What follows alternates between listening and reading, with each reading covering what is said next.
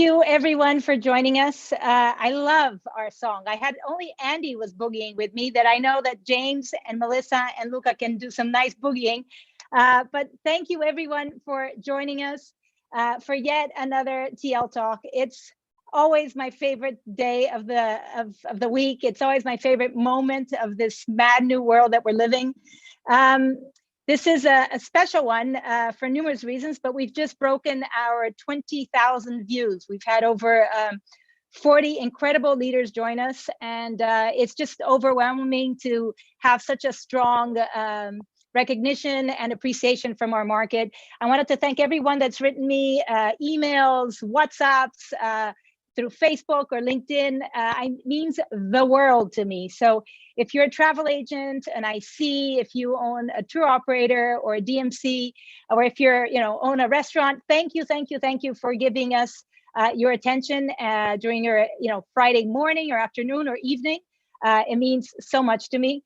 For those that don't know me, my name is Tina Lehrer. I am the owner and founder of TL Portfolio, which is a representation and communication company throughout North and South America.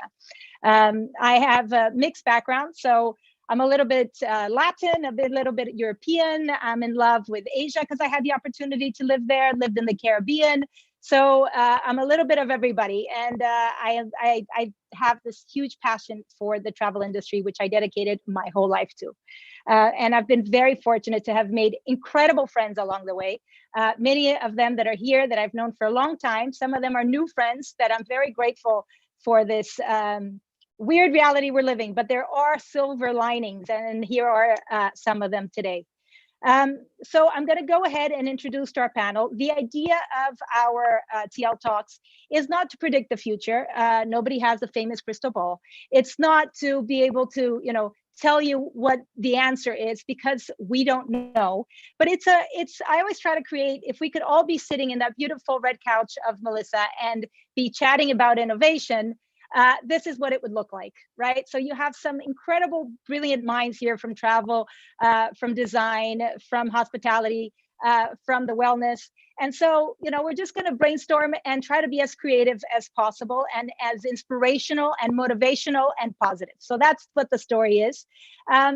Melissa Bradley, she is founder and CEO of Indagare Travel, which combines curated content with high-touch service.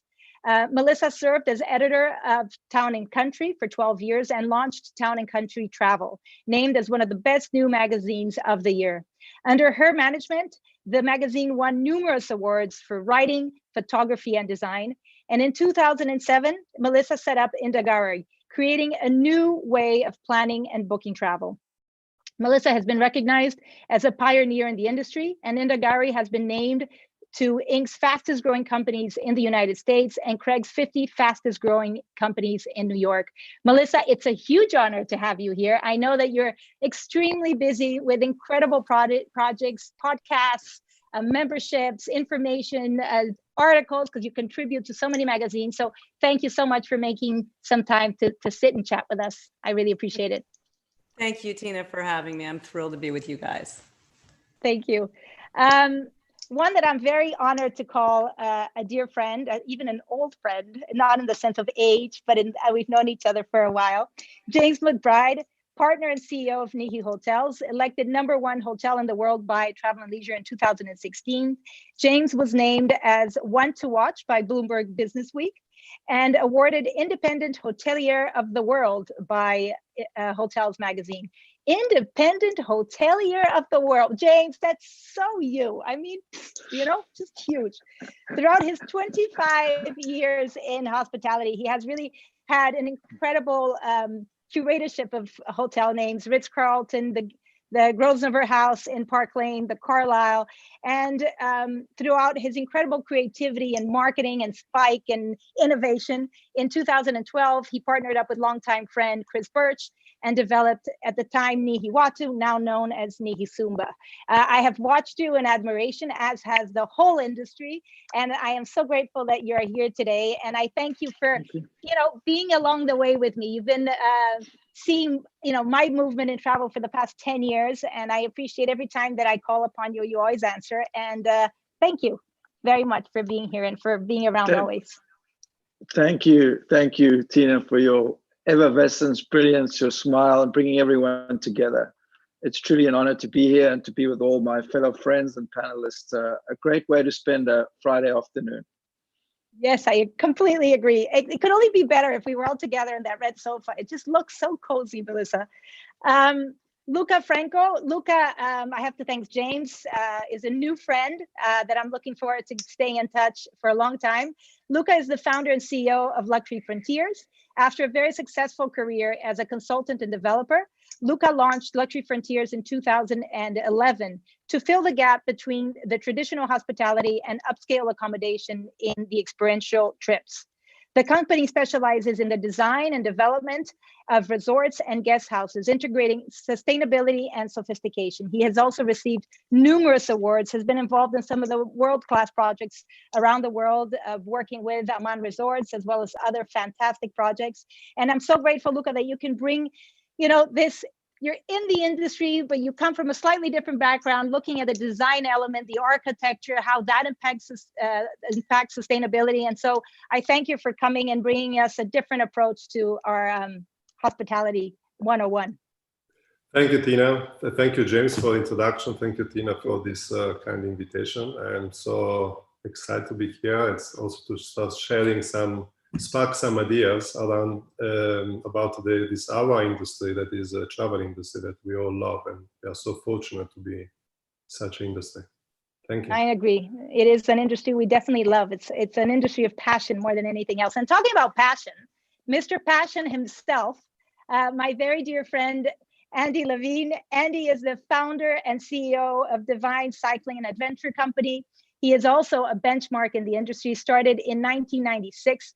But I would dare to say that you've been doing this since you were born. I wonder how old you were when you started, because you didn't start this, you did not start in 96. You probably started when before you were walking, you were probably on a bike. But I think you have a beautiful ethos, which is to really be able to offer the best in travel. And you have the belief that everybody should have the opportunity to travel the world by bicycle. And it's not only that simple. I think you offer an integration into the authentic culture of the place, the food, the human part of it, the people, the smells, the dance. So you are able to really be the ambassador of slow travel, even though you bike fast as hell, but I mean, really a little bit slower and really enjoying the surroundings. So thank you, Andy, for being here. I'm a big fan of yours. You know that for many years. And so I really appreciate that you postponed, I think, your trip to tomorrow. I think deep inside you were planning on going to Aspen today. So thanks for going tomorrow. Yeah, well, thank you for having me here. I've been following you since this began, and it's all the people you've had on and all the people that are following you and what you've done for the industry of connecting us and keeping it real. I love your style and your grace, and what you've done is important. So yes, I've been riding my bike since a kid, as a kid, and I'm going to head out after this. So it's good to be here. Let's thank you. Thank you so much. So I wanted to start and just really offer a very open-ended question. And I'm going to start with Melissa. But Melissa, can you share with us, what's your current state of mind? What's on your mind? What's keeping you up at night? I started asking this question on my first panel, which was back in April. And I think people talked about the phase approach of, realize, or whatever it is, denial and then depression and so forth. And I think we're way past that. But I'm still curious now, after so many months of, some of us have not left our homes, like myself. Some of us are already going out a little bit more. I see getting calls from Andy on the bike. So where's your current state of mind? Look, I think we all went through those stages, Tina, of shock and grief. And I would say I'm at the phase of acceptance at this point. I think that I've accepted that we're in a new reality, and it's going to be one where I think we're going to keep seeing the ground shift, and we're going to have to be really open and agile and adaptable. I think we can all agree that the travel world that we knew is not coming back as we knew it. And as much as we may mourn that, I think there's a lot of ways it's going to change for the better. And I'm a big advocate of meditation and mindfulness. And in some ways, I think this crisis could be viewed as pushing all of society into a more mindful way of being. And some people may fight that, but those who embrace it, I think, are going to be rewarded. And, an example from our own business is that, as soon as we were put into lockdown and I realized that, I wasn't going to be able to travel, I was thinking about, okay, what's the essence of travel that matters the most to me? And it's doing what we're doing right now. It's having conversations and a global exchange and learning from other cultures and other points of view. And, because I realized, okay, I can't have that by getting on a plane, we decided to launch these podcasts that you mentioned and started talking to inspiring people. And that's something that we never would have done but for this crisis. And in many ways, it's a perfect expression of our travel philosophy. It's not me giving the philosophy, it's me talking to amazing people like, Derek and Beverly Joubert from Great Plains Conservation, and Fiona Caulfield about India, and so many of our partners, Jamshid from Banyan Tours, and really getting their philosophy out into the world to a huge audience, much more than our own membership. So that's a result of this crisis. I think we have to be adaptable and see what comes. Yeah, and do you think that podcast is going to stay? Oh yeah, for sure. Right? Yeah. I get emails, people saying, please don't stop the talks after this goes away. And I'm thinking, really? And that's what you're saying. You kind of stumble upon an opportunity or a need, and then it just sticks, right? So that's always very, very positive. So Andy, what's on your mind as you bike? That's so nice. You can continue to bike. That's your passion. I don't think anybody was deprived from biking. So tell us a little bit about your... Yeah, I mean, I've always been riding. And like you said, since a kid. So I guess the difficult part, I'm not riding in Mallorca or Corsica or all across Italy and whatnot. And I'm riding in my backyard. And so, like Melissa's saying, connecting and meditation and calming yourself, you have to be happy where you are. And I think we've all in this industry it's been hard for us. We're all travelers. And so riding my bike in my backyard, I've been, imagining I'm in the Luberon, going to Crillon Le Brave or to visit, wonderful hotels in Mallorca or wherever I'm going. So I'm imagining, and I'm keeping busy. I always go for rides, but they're not what I used to do. But I'm happy. This is a horrible time. It's just good to see people connecting with nature, which I've always loved. And I think by the bicycle, people can be on their own and have some good thoughts. And when you're on the bike, at least myself and pedaling, you have good thoughts, and you can think a lot, and you want to stop and connect with people, and you want to have a coffee, and you're not on your phone and you're not working. So I think these are good things that are happening to people, maybe slowing down and eating healthy, cooking at home with your family, taking a ride, taking a hike. So that's what I'm doing. Yeah, no, you can be on the phone. You specifically can. 99% of people are not, but you're that good. So I'm glad that you've disconnected. And I have to say, I can't wait to get back on my bike. I had a trainer, I was doing it, and then this thing, I really haven't left my house. So I'll be calling you to eventually get back on. A lot of people are doing it indoors too. There's nothing wrong with indoors, and the Peloton, we all know, and your trainers. So we all know health and wellness is stay healthy. And if you can't get fit and learn something during this time, you got some problems, like, read a book. And this is a time where it's like, it's hard, but commit, and a lot of things are going to happen. A lot of things. Yeah, I agree. Luca, tell us in your beautiful Italian accent. Tell us about what's on your mind. With my hands and speaking my hands. Of course. I have to. I mean, in spite of this humanitarian crisis, that of course it's awful. I'm optimist because. There is, I see a clear path of optimism and gratefulness toward nature, and to be closer to nature. I think this is a strong wake-up call for Mother Nature. Say, guys, it doesn't work like this. It's not sustainable. Guys, you need to figure out and be responsible. and be inspired by nature, embracing nature, and take care of nature, not just abuse nature like most of the planet or the humankind has been doing for years. And so I see all of this as an acceleration towards nature, towards to have a meaningful, positive impact for all of us and for our planet. And so I think everybody had a chance to really think of what is really meaningful. And it's about health, first of all. It's about family. All of us had a lot of time, family time. It's about income, because we need to sustain the family. But it's really also about planet. So I think I see all of this as a wake-up call for the humankind.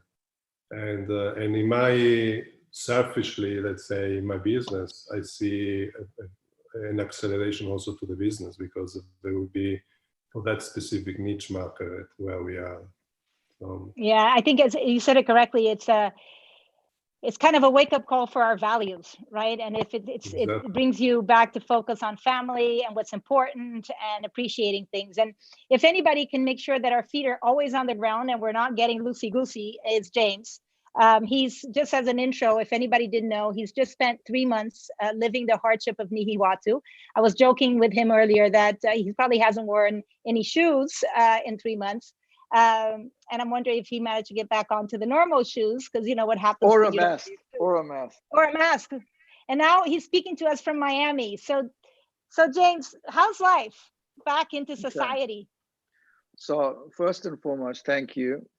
Second, I have to give a shout out to my buddy Luca, who I think is doing the most relevant stuff in the world today. You got to check out his camp at Almangiri. You got to see his new camp in Costa Rica, and what he's doing is absolutely cutting edge and amazing. He's a visionary in his field, and he's going to go amazing places. We're all going to be staying in canvas and beautiful places that he's going to create.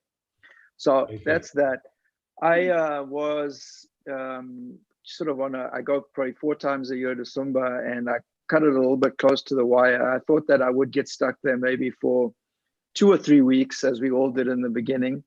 So in my mind, I'm like, I'll be here for 3 weeks, 4 weeks. And I said, I'm going to definitely lose 5 pounds by the time the first month is up. And the month went by, and I went back on the scale because I was about to leave, and I'd gone up 5 pounds. And that night, I was feeling desperate for not using, as Andy said, this time to do something productive and something good with my life. And the announcement came that travel's banned for Ramadan. No one can go anywhere. And I was like, I've been given a second chance. And I took the chance and ended up staying there for 3 months and lost 20 pounds. And I've had it was a life-changing experience. So let's talk a little bit about that. I think sleeping in the same bed for over 90 days, waking up at the same time, sleeping, living healthy, I question my past life greatly. I question being on a plane every 3 days, carrying your Rimowa luggage, putting it in, taking it down, packing. And as soon as you land, you have to say, where am I going next? It's like, where are you going next? We were running. We were just running, going. It was crazy. And I just reflected, and I looked at the simplicity of the Sumbanese, and where they were, when we first started making $50 a month into $500-600 a month, and we've kept everyone on, and 50% they've lost the service charge, and they're making $50-60, and so grateful. The humility, the truth, and it just restored my hope in the value of humankind. And I think just living those moments and sharing them with the beautiful people there. And just appreciating it. I appreciated it obviously greatly. I loved it, but I wasn't in love with it. I didn't quite grasp the magnitude of what Sumba is. And for the audience, Sumba is an hour east of Bali. It's 2.5 times bigger than Bali. It's the same size as Massachusetts or Jamaica, and we're the only resort per se on the island. So it really is the lost island. And it's an incredible place. And Melissa's sent us so much business, which we're also very thankful for. And hopefully one day we'll open. And I don't know when that's going to be. You know, I think coming from I thought I was on the dark side, coming back to the bright side when I came back, but now I'm definitely in the dark side, and that's the bright side. But when I was there watching Dr. Fauci, albeit briefly in the morning in bed and looking at it because it's a time change, I said, no, we're definitely going to be opening in July. This is all. Then arrived back in America. I'm like, we'll be lucky September, October, November, maybe next year. But it is what it is. And we're ready for when the day comes, but I can't stress over it because it's not in your control. Every day is a new day. And you got. How are the roads there? How are the roads there? You can have unbelievable biking, truly. And the biking there, firstly, it has incredible roads. Its infrastructure is way better than Lombok and many of the islands. And just the various paths of off-roading. And I hiked so much when I was there. I was hiking probably, 10 miles a day to different places. So just one thing. So we used to wake up in the morning and say, where should we go today? And I was with Charlie, my buddy Charlie, who created the chocolate factory. His name happens to be Charlie and the chocolate. So we'd say, I think let's go to Denny's, because we named each place. Denny's is always open. We'd go to Denny's for breakfast. So we would hike to Denny's, which is on a 3-kilometer beach, make a fire, cook scrambled eggs and bacon, and be in this environment that you pinch yourself. You say, this is crazy. I'm so blessed and fortunate to be in this environment. And I still am. I will look by this in the rest of my life forever, truly. And if anybody has any doubts of what life is like in Nihi, if you follow James, you can enjoy every moment of it. The running, the breakfast, the eggs. So you can't miss a beat. But let me jump in with a question for Melissa. Otherwise, we'll get stuck on frying eggs there, because I saw that. Melissa, I wanted to start the conversation with you. I was reading a recent interview, or not that recent interview, from Inc. magazine that talks a little bit about your story. And when you launched the travel website Indagare, which is Latin for to discover, right? In 2007, your original plan was to stick to what you knew, shaping advice from experts into destination guides. And that 3 months after you opened the company, you realized that your membership wanted something else. They actually wanted you to take the step further and actually plan the trip. And I think what was interesting there is right off the bat, when you opened, you listened to your membership, you noticed, and that you had to pivot, right? You needed to change your model, change your strategy, and listen to what the demand was. And I think that right now, there is no doubt that we're in a moment that all of us, in some shape or form, big or small, will need to pivot because there is a change happening. And I'd love for you to talk about how are you pivoting, and mostly within Indagare. Have you noticed a shift? I mean, obviously your podcasts are an example of that.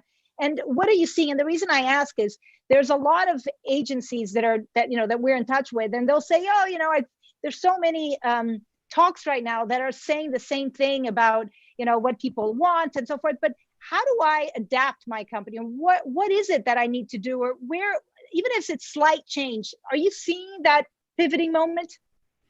Yeah, I mean, look, I think in the hospitality business, which we're all in, you have to listen really closely to your customer. And that's always like ground zero. So, even in the beginning of the crisis, I think a lot of our customers were silent. They weren't traveling or they were canceling. And so we didn't have that kind of open communication that we've traditionally had.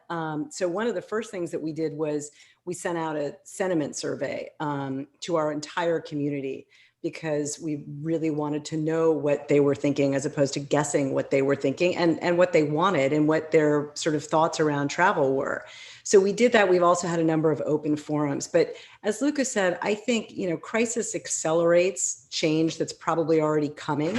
And, certainly the adoption of remote working and virtual meetings is an example that, those things are already starting to shape clients' behaviors and expectations. So, we used to have members come into our office in New York for these member breakfasts or in-person consultations. And now we're doing those over Zoom. And we had one recently where we had members from 15 different states, including Florida and Alaska, all talking about the kinds of travel that they're wanting. So I think those kinds of things are going to stay with us. And we've got to be thinking about how we offer people get outside of these physical constraints and take advantage of the technology. And, so I think that's one thing that we're looking at, but, also, we're talking about sort of the growth of virtual sort of tours and things. I mean, we've done classes with Nihi, and we've taken people virtually to Nihi with James's team and to, the Vic properties in Chile for a wine tasting. None of those things would we have done if everyone wasn't in lockdown and if we didn't have to pivot and adapt, or, doing virtual safaris. And tons of people in our industry have done a great job of doing that. The wilderness guys, the and beyond guys. But we have had people who never before would have thought of going all the way to Indonesia or taking a safari, who now that it's been, brought so close to home, are thinking that way. So I think, the other aspect obviously is there's this whole injection of fear in travel that didn't exist before. And, we all have to think about what that element is for our relationships with clients and deal with that as experts. But I think that gives us an opportunity to really be trusted advisors and really come up with strategies in a different kind of a way. So I think it's constantly pivoting and listening to customers and giving them the products that they want. But as Luca said too, it's, being aware of the impact on the environment is going to be key.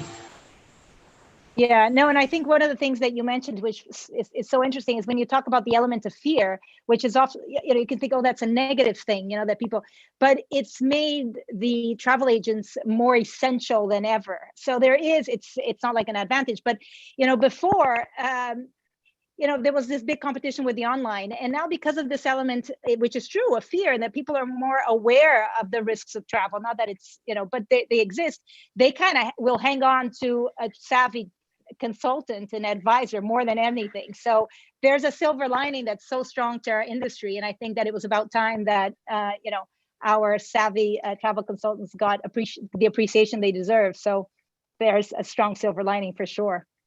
I think it's about communication. No? It's how to handle fear is to be able to communicate transparent on of everything, and I think communication isn't so. I think the travel agent will have a much even stronger role in the future. Yeah, for sure, no doubt. I'm going to jump over to Andy. You once said that most travel companies seem like marketing companies, not artists, which I thought was beautifully put, and that you dream about great artists of our time, such as Picasso and Warhol and Matisse, and how they would paint a trip or experience. So I thought that was a beautiful abstract way of showcasing what you do in a very artistry manner. How would you paint travel post-COVID? When you look at how you painted it the shapes, the colors, the emotions, how has it changed, or how do you believe it will change? How subtle or how strong?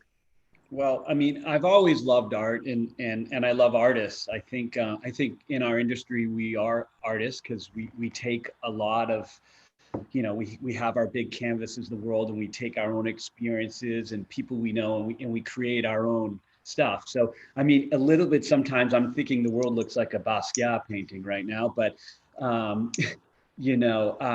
just think, I like to think of like it being an artist, or that's a chef, or whatever it is. And just, we still have a lot of beautiful things out there to work with. I think the landscape has changed.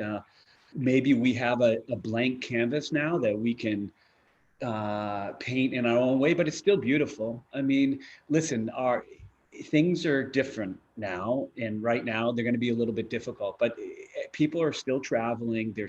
We see as an operator, a lot of demand. There's people want to get out, and they want to be outside. It's sort of like, how are we navigating and operating this stuff? So I think it's important to dig deep within your soul and be honest with everyone you work with in the industry. I mean, I've been so, especially, with your Zoom here and with all the wonderful, like Melissa's company and all the great advisors out there, people have been calling and connecting. I mean, the connections I've made, like you said, your database has grown, and so has mine. And getting connected closer to James and Luca, and this wouldn't have happened. So I think you have to be open. Being an artist is difficult. There's pain and struggle, but beautiful things happen. You need to do the work. And right now we're pushed to do the work. It's, again, I relate things to cycling too. You get fitter, but it's not easier. No, going up a hill, it's not like it's easier for anyone. Going on a line, it's not easier if you're fit. It's just you go maybe a little bit faster. So if you don't, you got to dig deep right now, and push through, and the magic will come and happen, and patience. So Tell us, you shared with me earlier that you're doing this trip to Aspen, and that it's looking very different than it would normally look. And I thought that was very insightful, because, many of us haven't, the thought of traveling is not that close yet, and so it's nice to see domestic.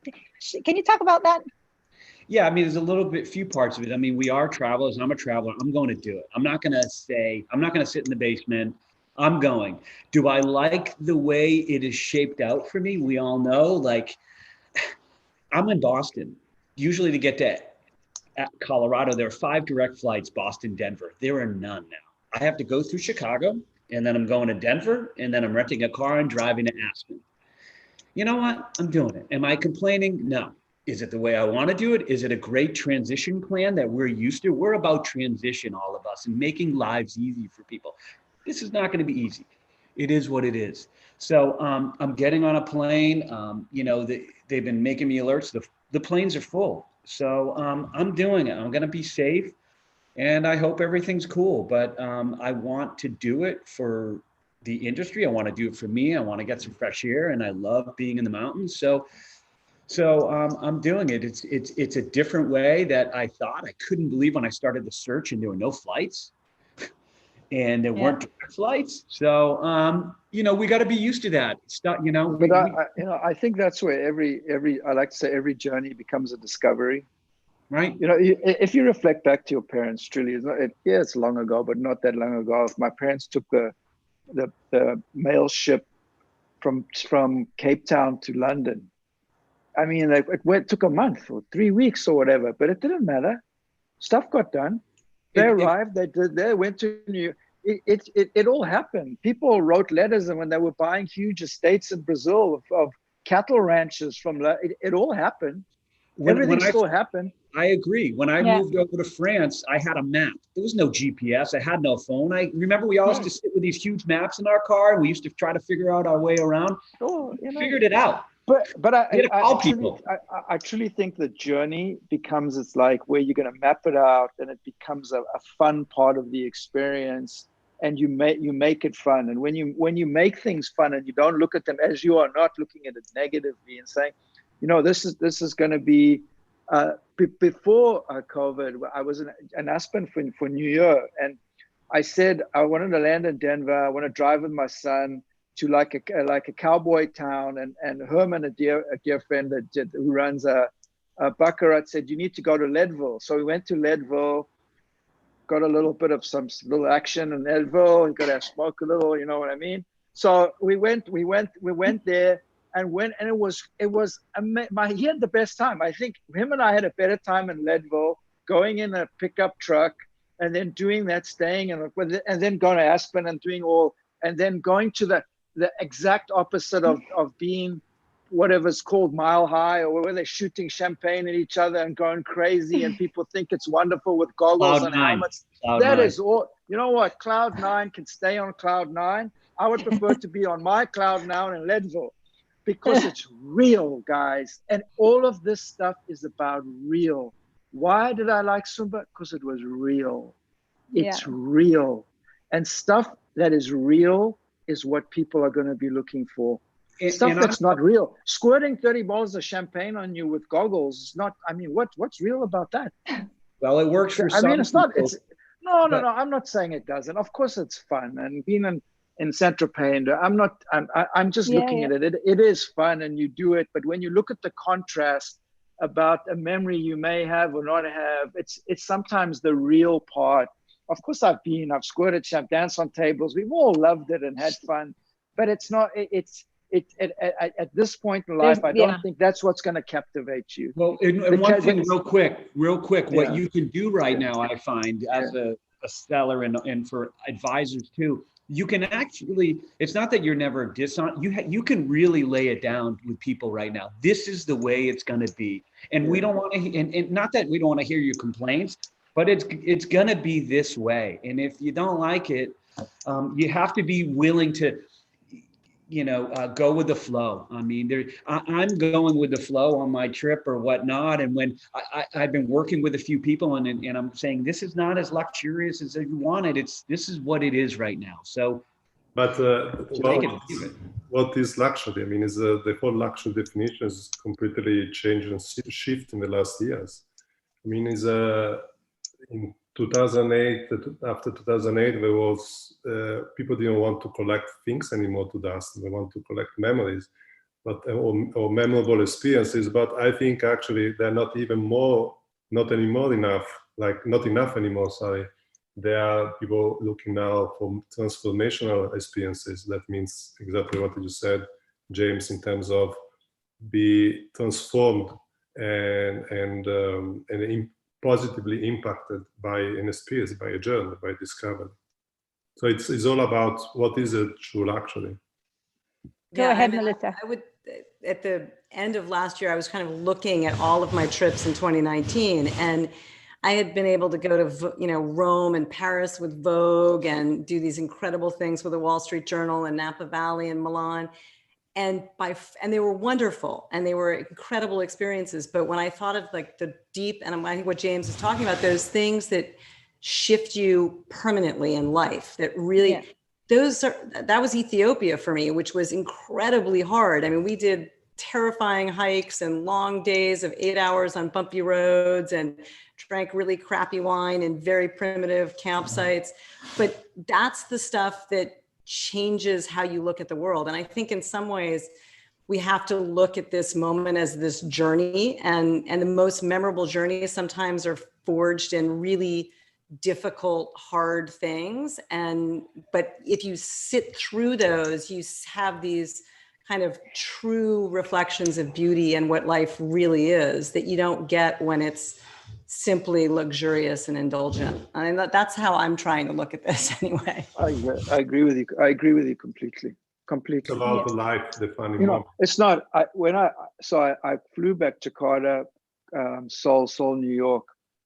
I went to the Upper East Side. Was going to go to the park. I think Zabar's had just opened a small one next to Via Quadrano, and coming from the jungle, right? So then I had a little, I think a plastic thing of chili, and I took it down, and in my mind I'm like, it'll be like $8, $9 or whatever. I think it was $16. It was this big, and I reflected, and I'm like, this is insane. $16 is 25% of what people live on in a whole month in Sumba. So it brings you to this reality of where you are not, and then so you got the chili. You got boarded up. All the shops are boarded up with wood. People are yelling at me because what I was eating, and then my mask. Put your mask on, and I'm like, oh my God! I've come out of a hole in Sumba. I got $15 chili. I got boarded up wood. That's why I just keep it on all the time now, because it's safer. And you go, and it's like, it was wild. I felt I was in a vortex of craziness, but it just made me reflect. Because when you live in that environment, you forget. You forget. Okay, a bowl of chili, $15, really? Yeah, I mean, it is interesting, and I think that there's a connection with the type of trips that Melissa was talking about. I mean, it's not. I spent almost a little bit more than half a year living with tribes in Southeast Asia, and I went to like the most obscure, unconnected, and it was very interesting because when I came back, I didn't look. Nothing was white. All my clothes was kind of the same color. Everything becomes a yellow, brown, and green thing. And I remember I got home and I saw my mother. She says, "Okay, we need to go shopping." And I thought, why? Do you need anything? I don't need anything. I'm good. And this is a little bit of what James was talking about. It's like you go back to basics and you start to appreciate that within the hardship of the trip is the growth, is the development. And I think we were a bit spoiled. Everybody was spoiled. And when you're too spoiled with things, just like kids, you don't appreciate it, And it's what Andy's saying.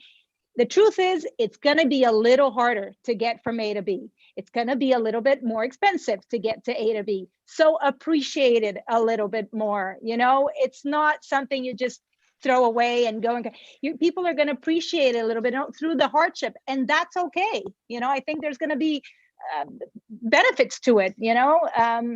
It's not easy as I'm sure as an advisor. Your guests are accustomed to being spoiled, and maybe they're not going to like it. But at the moment, where we're living, it is what it is, right? There's something very special with being comfortable in the uncomfortable. Like, again, I reflect on a bike. I know, and just because that's what I do. And there's so many magical things happen when we want to quit. You want to turn around, or it's raining, or you're not somewhere. You're on a bumpy road, and the people you meet. So and being uncomfortable, or climbing that mountain, or doing whatever you're doing, and what we're all dealing with now. When we get out of this and we're all sitting around, I think there'll be some beautiful moments. So I know there will. So. And for sure. Andy, is about that moment of self-accomplishment. Know that you accomplished something, that you are pushed out of your comfort zone, and you accomplish it. That's where you get the chills. But the great thing is that, I talked to Melissa right when this happened, and you, Tina, and I know what you guys have been doing, and what, with your teams, and look at, you've already accomplished a lot. Yes, we're not really seeing a lot of revenue, but we're all, and what you told me, Tina, when you first, way back when, very impressive. So people are doing a lot. And it's pretty impressive how amazing the industry is in connecting. So I'm proud to be in it, and we just got to be hopeful. Yeah, no, it'll come back. And to that, I wanted to ask Luca a question, and this has to do with the transition that we're living. When you opened Luxury Frontiers, you identified a gap in the market between what you call traditional hospitality and the accommodation in the experiential trip, right? And certainly you highlighted a gap, and you've been working for the past 10 years as a specialist in this to fill this gap. But when I read your quote and how you described the industry 10 years ago, you could say that now, and I don't think you wouldn't, it reflects perfectly the time of today. There is a huge gap between the traditional, and when you look at your sustainable model of architecture, that is good for the industry, it's good for the environment, it makes sense for everybody, it's sustainable. How have you seen that this gap is getting smaller? Is there really, is it doable? How do we move forward in this? I see that we are on the right path, let's say. And when 10 years ago I was explaining my concepts to all some top executives of institutional investors or global brands, people were saying, "Are you crazy, Luca? This is these are safari stuff, good for Africa, and good luck with that." And now after 10 years, I have projects with all those projects, properties, brands, global brands that now they have to embrace this consumer, fast-growing consumer need for experiential, meaningful experiences. But I think where we are now, it's just we are in a transition moment and in a strong cultural behavior consumer shift. And this, as we said before, this crisis is just an acceleration of where we are. But where I see the future, and I've been trying in the last few years already to talk about, is about rewilding. And so going back to sustainability is not enough anymore. And it's clear to everyone that it's not if the natural resource will end, it's about when the natural resource will end. So we need to take sustainability is not enough anymore. And so I see rewilding is versus conservation, and that's a very strong point. But when I talk to people, again, like I did 10 years ago, about rewilding, they say, what?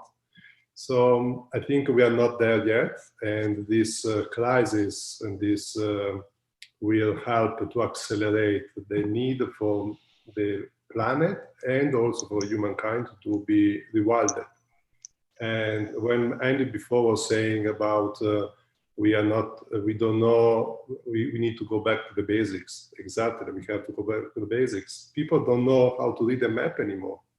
And because they can Google on iPhone and check where they are and how to go from A to B. And that's what we are missing as a humankind. We are all addicted to technology and without really embracing nature that can inspire us. And so I think that's the next step for all of us, is to rewild and really protect and embrace nature. Yeah, and I think that James said it very well when he said that you're onto something, because the way I see it, there's going to be so much demand for you and for what you do from everybody, that I hope that you have a nice HR person there lining up a bunch of people to join you, because demand is growing for sure, and the need for it is even no doubt there. I give you just a number. Amangiri has been open, very open in May. And now we reopened the camp next to Amangiri. They have 90% occupancy from now to in bookings from now to the end of the year, and that's also during the summer season. So it's that's really a good data. For sure. No, I hear that they're doing very, very well, and properties that have your ethos, that sustainable model, is what people for sure are looking for. And I touching back to the point of innovation, James, Harvard Business School dedicated a case study of over 30 pages that benchmarks your genius creativity and your ability and your vision to innovate. I mean, I recommend, I don't know if it's open, I have it, I'm willing to send it to everybody. I don't know if this is wrong or right, but it's worthwhile reading it as a truly a business case study. And you correctly state in a very simple manner in multiple articles that what guests want is to feel warm, happy, and safe, right? So that they can disconnect from their world or their stress from home. And I think this is, as I said before, this continues to be true. And that fruit bowl that everybody thinks, and some hotels still think that people want, you revolutionized it into a pillowcase, and you can talk more about that. And you really looked at how do you get your brand out to consumers, how do you get your service and your excellence, and you took beds to public areas, and you really broke the mold of how far marketing can go. And when I look at where we are today with innovation, a lot of hotels are giving guests or the public what they want to hear, and that's when they get stuck talking about the hygiene procedures. And to me, it's just it's the wrong message. I don't think anybody wants to hear it. And there's a brilliant quote from Henry Ford. He said, if I had asked people what they wanted, they would have told me faster horses. And that's so true. We're giving them faster horses. They're asking for, prove me it's clean, and I'll show you what equipments I'm using to clean your rooms. And that's not what they want. And so I would say that at least in my time, you are the living legend of innovation. So I wouldn't go that far. Okay. Oh, well, I you. mean, yeah, I think you've broken the mold in the hospitality industry, really going way beyond what we would expect. What should we be talking about? Because in order to run away from the risk of giving them faster horses. Well, I think that innovation is oftentimes too over analyzed, and innovation can come from simplicity. Simplicity to me is taking an idea that is simple and executing it. So and executing. There are so many ideas that go around that are just never executed usually because of fear. Because fear in huge organizations, huge corporations has built a stereotypical approach to leadership, to management, to execution. And I'll talk a little bit about the past in growing up in the Ritz-Carlton era, in the early days, and being in Asia, the first hotel in Hong Kong, then in Singapore, and my first GM job in Kuala Lumpur in 1997 in the Asian crisis.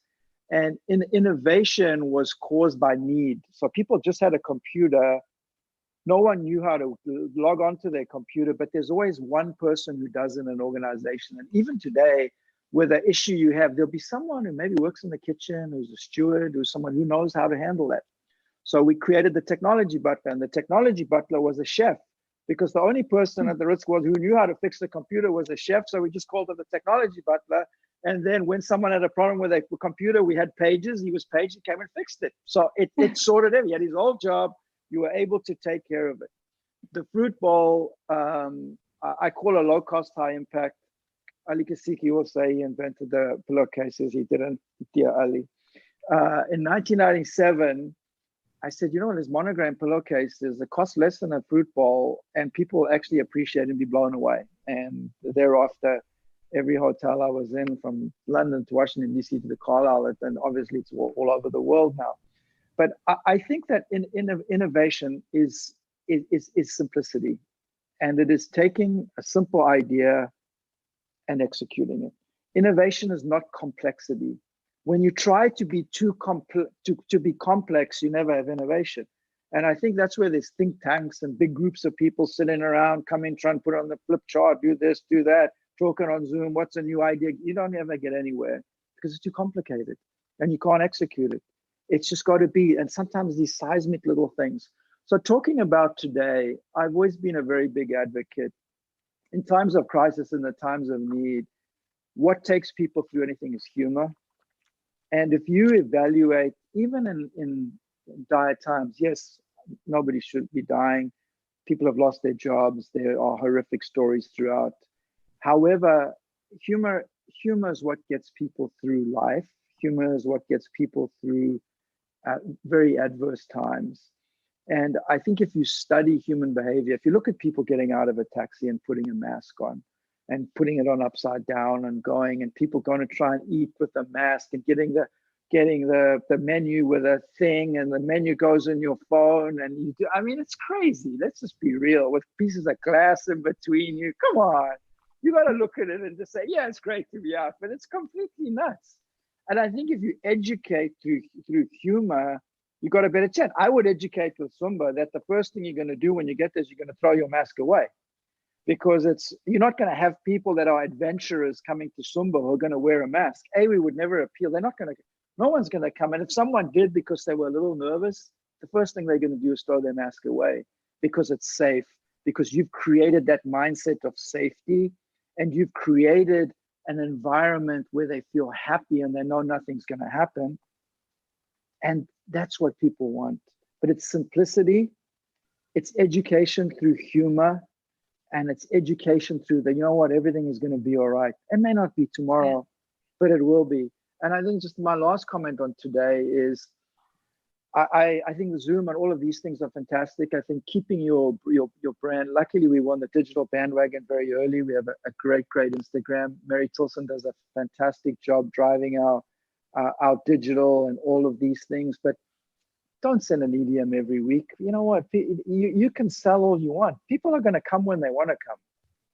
You know, yes, keep yourself top of mind, but don't do it. Don't overdo it. Overdoing it now will be detrimental in the long run, because it's just there's too much craziness and no one knows what's going to happen tomorrow. Yes, close geographically, North America, if you're marketing your business to people in New York, Boston, Los Angeles, of course, that's logical in a sense, because it's possible.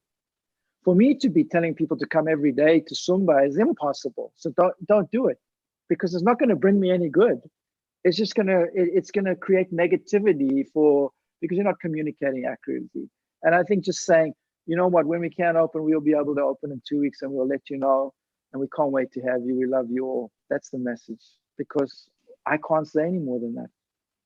Yeah, and I think adjusting your message to the time is so key. You know, you can't keep doing what you've been doing. It's that thing. You can't keep doing what you've always been doing and expect a different result. And so there are some brands, as you said, that they haven't adjusted the frequency of their message. And when we talk about messaging, Melissa, I wanted to actually dive into your years of experience in the media world, because when you started Indagare, you said that after 20 years of being a journalist, you felt that print publications were not delivering the best tools for travelers to plan memorable trips. And that was then. And there is no doubt that there's been a very strong movement, and something big is going to happen, a big change is going to happen in the world of media and everything that's happening. We've had Nihi, the CEO of Global Condé Nast in Brazil, and they've been saying, you know, they're looking at how do they adapt their communication to more personal, customized, smaller groups, rather than just one magazine that speaks to everybody. What do you see coming in this space? You know, I think, again, talking about what Lucas said about accelerating, print has been changing for a very long time. And in some ways, I think what we may see is parallel to what we may see in the travel industry is sort of a bifurcation away from the material throwaways to, on the one hand, the sort of consumable, personal, digital things that you were just talking about. And on the other hand, sort of high quality, lasting print products. And, you know, I'm always going to love to read a magazine, but great journalists create content, and it's faster and easier to consume that content today on a device. But a counterbalance to that we've seen is this rise in appreciation for coffee table books. So, you know, I think there's this new era. Obviously, we've talked about considered or slower travel coming that's going to replace the fast, cheap travel of the past decade. But I think part of the consequence of how that comes out is going to be because of the economics. As Andy said, it's going to be much more expensive. It's going to be much more difficult. But to mass travel is over as far as I'm concerned. You know, everybody flying to London for the weekend or having a bachelorette party halfway around the country that's just gone.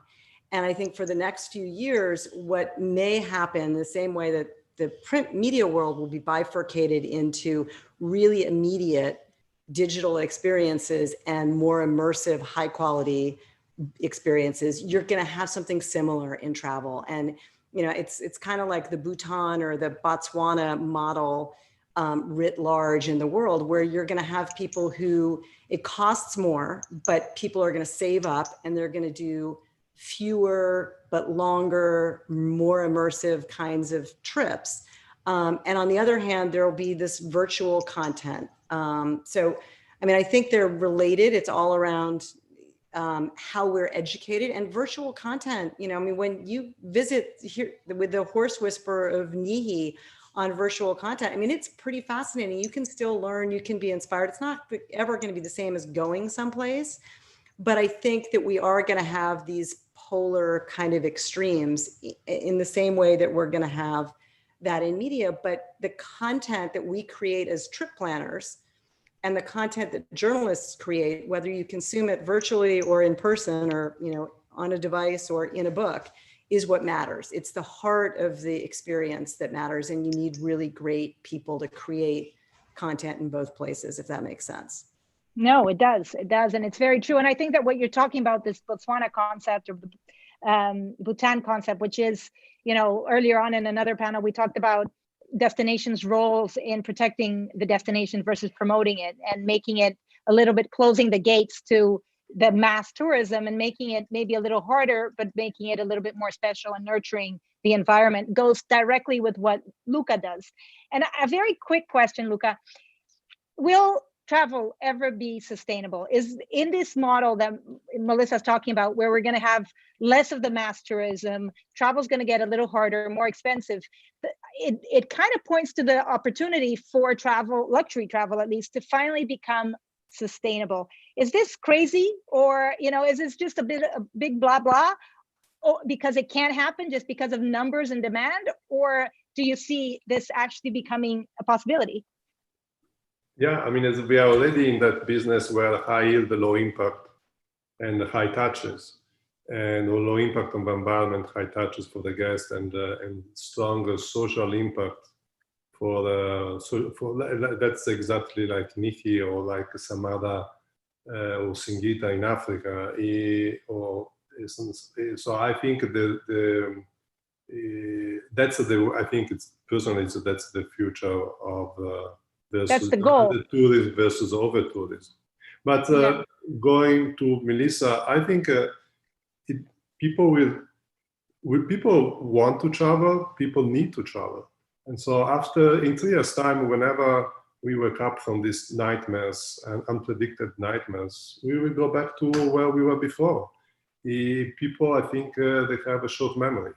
And look at 2002, or the mask that James is wearing, it will be his accessory from now on. And it's normal. Like in 2002, in Asia, with SARS, people will adapt.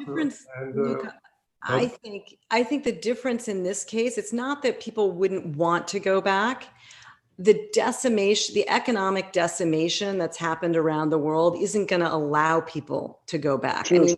I mean, you don't have the flights. You're never going to have the number of flights and the routes that we had. And so you're not going to be able to have, the low prices for people to be able to get on 100%. planes and go to Thailand from London for a warm weather getaway. It's just economically, there are too many airlines that have gone bankrupt. There's too many hotels that have gone bankrupt. That's not going to come back for many years, I don't think. And not to admit just the spending power of people, the backlash of all of this and the spending power that people have, where you have 5 or 6 honeymoon couples. That's an aspirational trip for us all the time. Then A, they can't get there on the plane, as you said, but B, their budget is not going to be, it's just not going to happen. That aspirational trip, the aspirational trip to Asia will now be an aspirational trip to the Caribbean or something closer, something that's just more manageable and more affordable.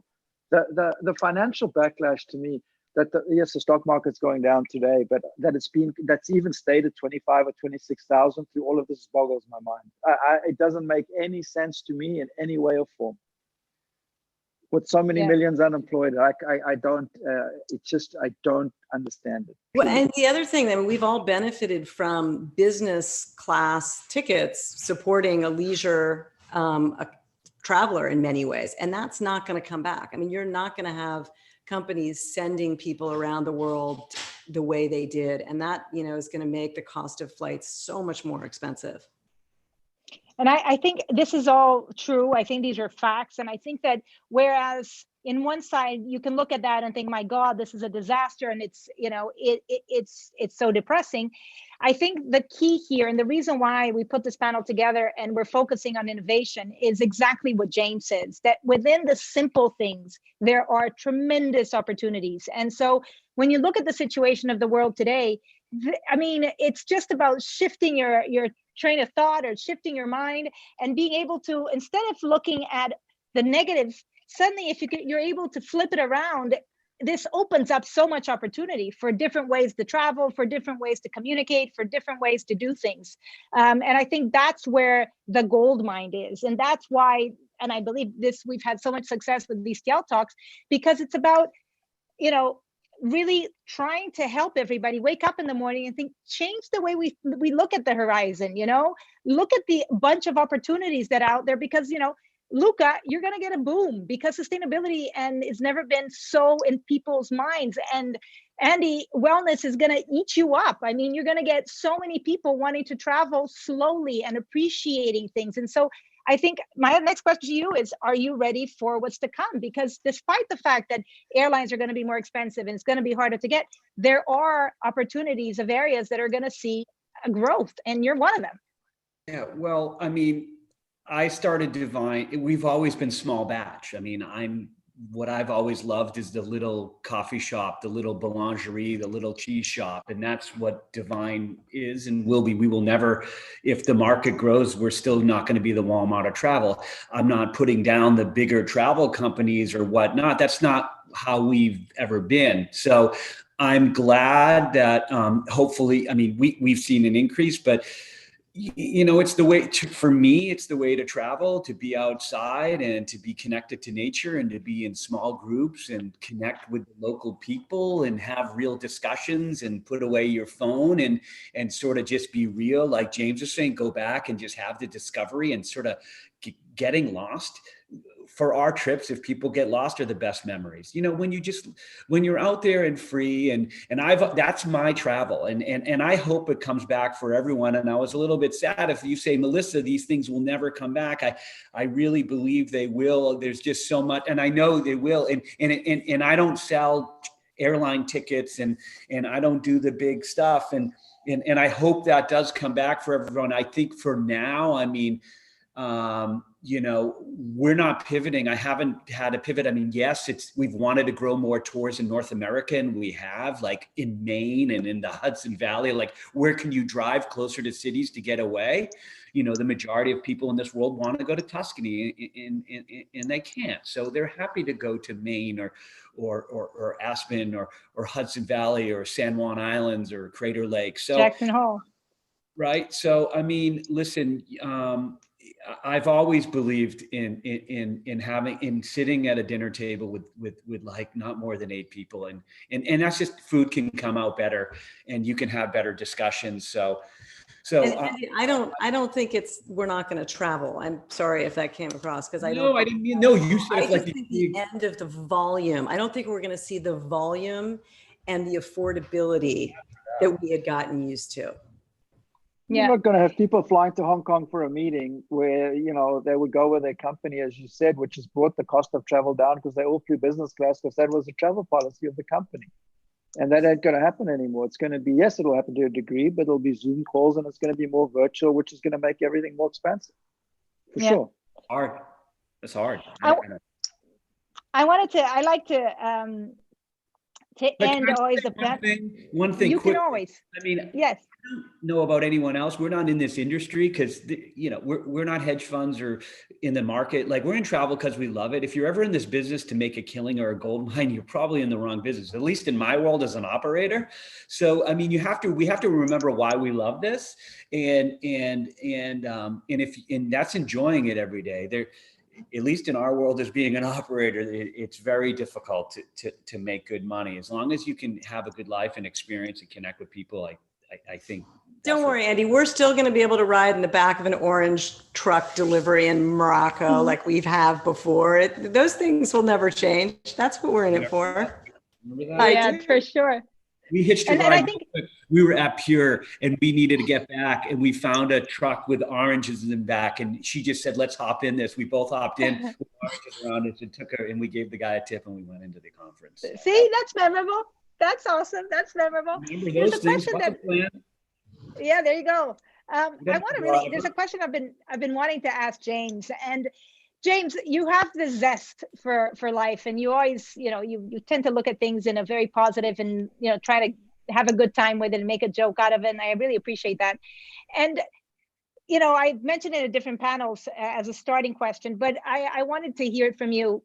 What's the new fun? How do we get and really, getting away from the heaviness, from the burden of it, and really looking at exactly what Melissa's saying, focus on jumping on the back of the truck with the oranges and getting a last minute ride. I think that's the essence of what our industry is about, of what we enjoy in the core.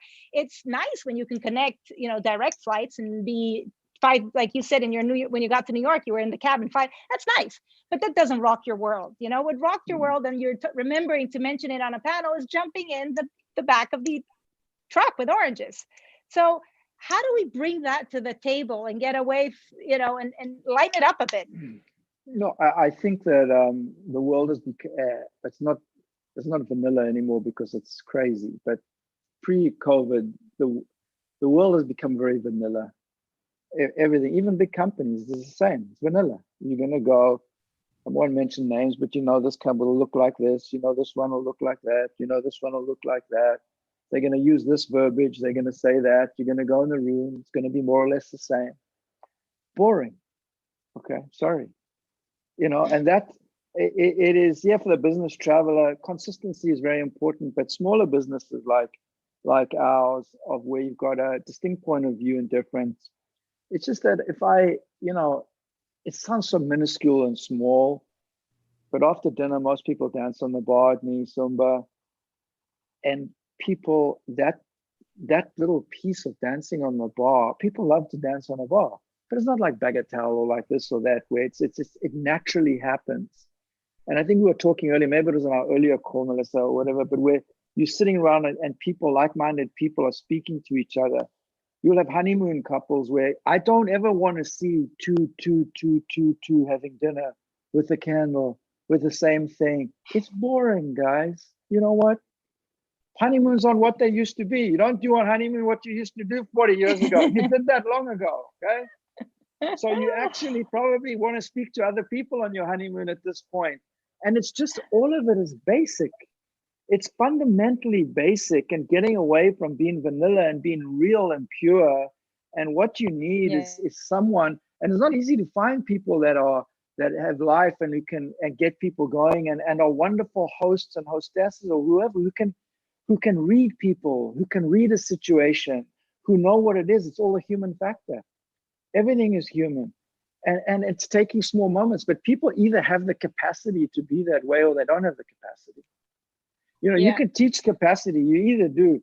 If I'm going coach, I was flying with Sterling, my son, and I think we were in coach, and we were coming from Barcelona to New York, and we were in coach, and I was so excited to fly coach because I went and bought some those ham, Serrano ham. I had everything planned for the trip.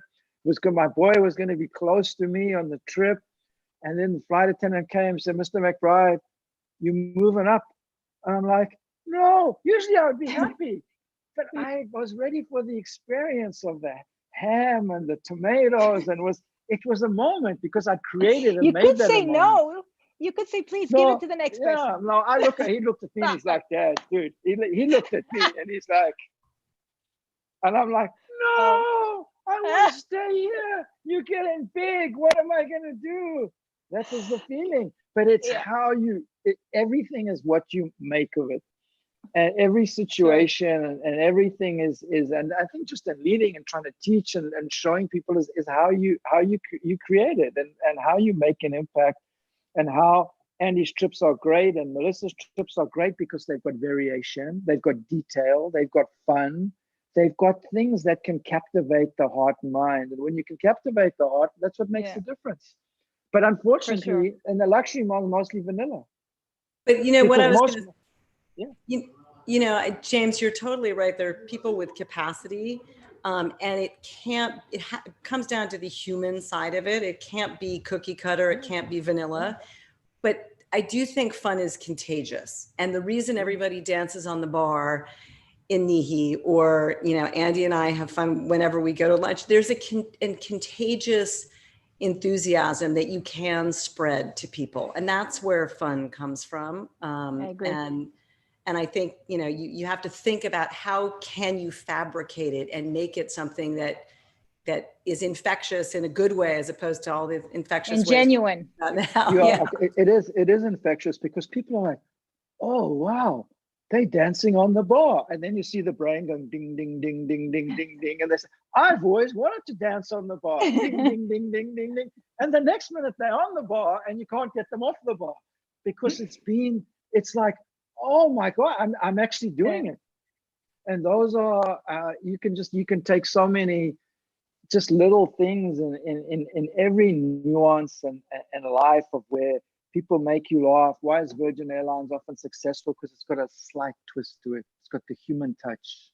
It's the human touch of where something may happen that's a bit different. The lighting is different. You may get a different meal. Maybe there's a masseuse. There's something. It's the element of humanity. And that's what's been lost in so many things. And it's not that difficult. No, and it's exciting. See, this is the opportunities that it makes it exciting. It makes the fact that hopefully tomorrow will look nothing like yesterday, and that we're going to learn from this and we're going to come out better, and that we're never going to be craving. I wish it was like it used to be, because it's better than it used to be. It's more fun. It's less vanilla. It's more sustainable. It's more interactive. It's healthier, right? So that's the big message here. And I want to end up, and if I could ask you all, if our audience were to forget everything we said, which would be so sad because it's so great, but what would be your final message? What would you like them to remember and take home with them for the weekend? And to, you know, when you watch a movie and sometimes it keeps you thinking after, and you keep mulling on some information, what's your key message? And I'll start, Luca, with you. I mean, listening to all this discussion at Melissa's couch, I'm dreaming to go with Andy bye-bye with a bike and go to Sumba. There we go, my man. We like that. Andy will take us in a couple of months, but we will get there. So, I mean, definitely. Andy, what's your message? Well, a friend of mine, I really dig this guy, Jesse Itzler, has this really cool quote, which said, and I think it's important for our industry, we have not come this far to go this far. You know, we've all put in so much work in what we've done. So, you know, it's just the beginning. You know, we haven't come this far to just get this far. So keep on pushing and be comfortable with the uncomfortable. Very, very true. And our panel last week was about diversity, which we're going to have another panel on it because it's a conversation we need to keep talking about. And one of the things is it's also get ready to be uncomfortable in conversation. And that's all part of where we are right now. It's okay to be uncomfortable for a little bit because we learn from it and we appreciate it later. Melissa, what's your message? I would just say, you know, like we were talking about the kinds of trips that really matter. Remember, all of us at heart, if we're in this business, are travelers. And I think that the great benefit of travel is that it rewards risk takers and it rewards those who are open to the unknown. And it cultivates that kind of growth mindset and also an attitude of gratitude. Because you have to have an appreciation for the unexpected if you're really a traveler. So I think, you know, if you can summon the idea that this is a journey and that it may be tough at the moment, but we're going to find beauty on, you know, as we go along, that's the key thing to remember. Very true. Definitely. James, take it home. No pressure. You know, I think that make, as I said, this can be my quote. Make every journey a discovery. Every journey you have, whether you going for a walk, a bike ride, make it a discovery. There's beautiful. I'm looking out. There's roses. There's flowers. There's parrots flying in Miami. There's discovery in every single journey that just passes people by. Wherever you're walking, be kind. When it goes in your mind that you want to help someone carry their bag, carry it. When you want to help someone take it down from the overhead, take it down. Be kind. Kindness is one of the most powerful things that has become lacking in the world. And you often have a thought, but you don't act upon it because you'll think, oh, that'll be weird. You know, do it. Because the reward that you'll get back as a smile is so powerful. And kindness is probably the best thing that can be given to anyone in today's world. Traveling wherever you may be, because it just comes back to you in spadefuls when you're kind. So very true. So very true. We did, and even if you can't do it, you know, be kind with a gesture. If we're stuck at home, we did a campaign for Mother's Day and Women's Day, and we've been working on it in Brazil. And it's about a compliment. You know, how often do you look at somebody and you think, wow, that person's great, or they're beautiful, or I really admire what they do, but we don't say it. And just the simple fact of verbalizing a compliment makes somebody's day. You don't have to move from where you are. It's just a few words. It doesn't cost anything, and it'll bring a smile, and it probably makes that day worth it. So be kind. And one way to do it, if you're alone at home, give out compliments in galore. Just give them out freely, and it'll make you feel good too, right? James, I don't know if you remember, a couple of years ago in South Africa, they had this amazing campaign. And I remember leaving the airport in Johannesburg, and they had signs. And it was someone who'd put up things like, have you called your mother this week? And have you told someone they were beautiful? I remember. And when was the last time? I mean, it was the most incredible campaign. It just was about being kind, simple gestures. Simple gestures. No, I do remember, because it just, it resonates so much. And I think just lastly, I know my turn's over, but you know what? Enjoy this time. Enjoy this time. I actually don't want to get in a plane, to be honest. I could think of nothing, not that, because to be grounded and to enjoy the time, because it'll be gone.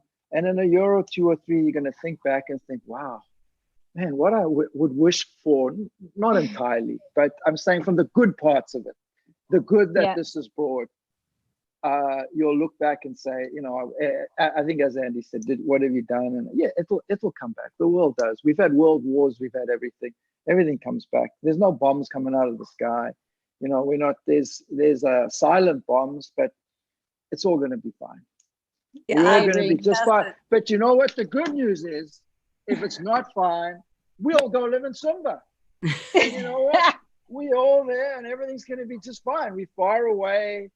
It's safe. It's beautiful, and I'll take care of you all, and we can go. We got lots of bike riding. We got it all.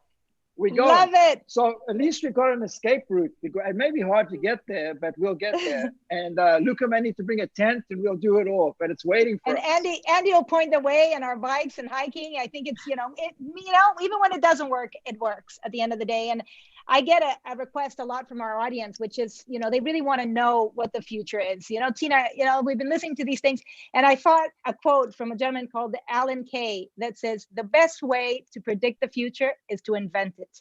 And I think that says it all. And, it's to enjoy right now. And if you really want to know what the future is, make it up, make it your own, and I think this is what we have to do right now.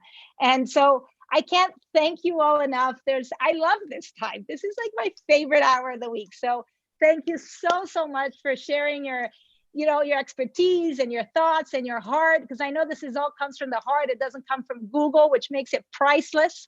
If you want to share this talk, it is always on our YouTube channel. Please get it out there, because we need to spread positive energy. It's what all of us need right now. And this talk is like overflowing in it. So let people hear it, make them feel good. That's what it counts. And they'll be kinder, they'll give compliments, they'll take it easy, and they'll enjoy it. So thank you for those that listen. Thank you for the panel. Love you guys. Hope to be in your sofa soon, Melissa and Nihi, and biking and enjoying the tent. Thank you. Thank you. Thank you.